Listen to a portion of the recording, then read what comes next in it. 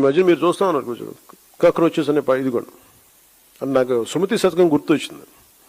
అంటే చాలా చిన్నగా కనిపించే క్రిమి కీటకాలు కూడా, చిన్న చీమలు కూడా ఒక బలవంతమైన సర్పాన్ని చంపేస్తాయి అన్నట్టుగా చాలా డివిజివ్నెస్ యాటిట్యూడ్తో మాట్లాడి దేశం తాలూకు సమగ్రతని బలి చేసేయడానికి ఎప్పుడు శక్తులు సిద్ధంగా ఉంటాయి.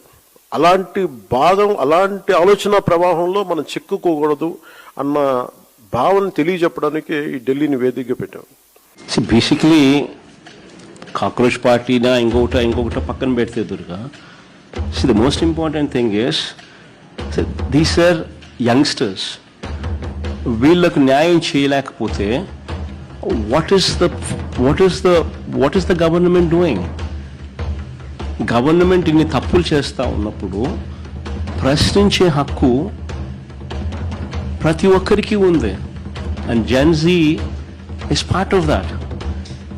వారి ఆస్పిరేషన్స్ను నువ్వు గన నలిపేస్తే నిర్దాక్షిణ్యంగా ఆటోమేటిక్లీ కోట్ల మంది కాక్రోచ్లు వస్తారు.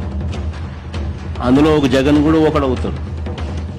అంతే తప్పనిచ్చి everybody is a cockroach who's going to fight for the justice, who's going to fight for justice.